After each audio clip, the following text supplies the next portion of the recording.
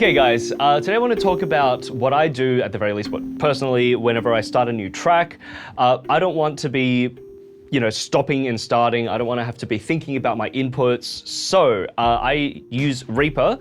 Anyone who knows me knows that I have very much a strong and vibrant love affair with that DAW. But this applies to almost any other DAW as well. Ableton, FL Studio, Pro Tools, Cubase, Nuendo, BandLab, anything. You can set up what's called a default template. Now, template tracks are varied in their functionality. It's up to you how you want to use templates, but when I say default template, I mean this is effectively the project that opens up the moment you open your DAW. Now, different DAWs will give you a range of different templates that they want to get you to open up. I recommend customizing one for yours once you work out what your inputs and your necessary channels need to be. For example, in my case, I have a couple of headphone mixes, well, 3 to be specific, straight away. These are set to the to the recording room, the tracking space, where I've got my different headphone mixes going. So why 3? Well, often I only need that much. The drummer and the guitarist and the bass player.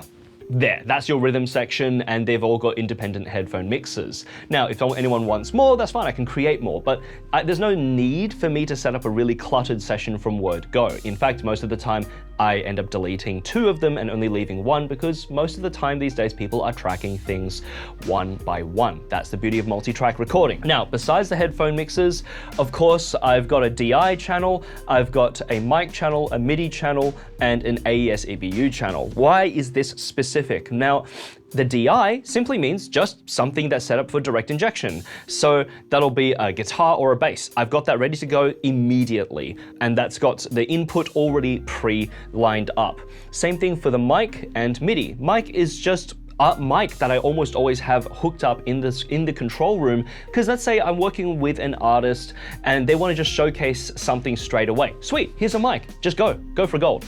Same thing with MIDI. I've got a MIDI keyboard hooked up at any time.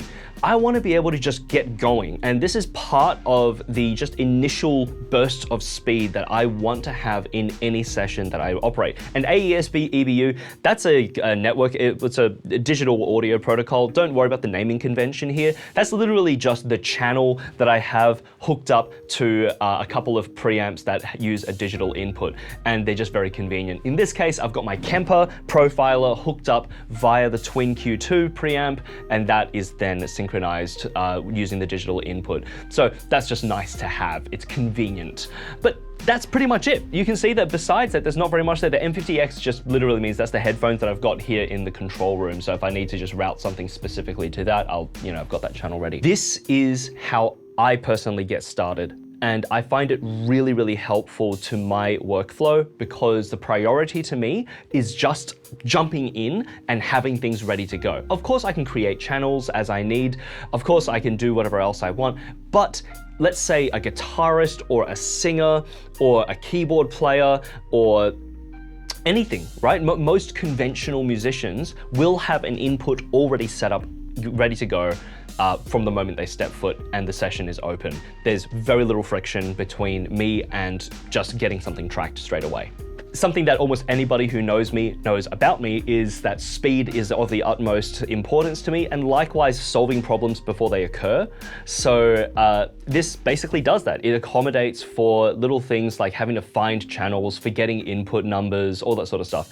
As a producer, that's really, really important to me. Something that I definitely experienced when I was an artist was that there was always these sort of like frictional stopgaps, issues that got in the way of things, and just these errors or problems that kept cropping up.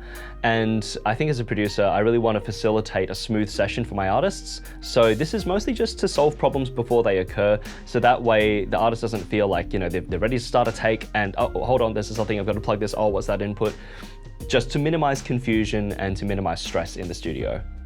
Thanks so much for joining. I hope this helped you maybe think about how you want to optimize your workflow just for getting things started in your everyday sessions. If you liked it, please drop a like. If you have any thoughts on it, drop a comment, share it with your friends. Otherwise, I'll see you in the next one.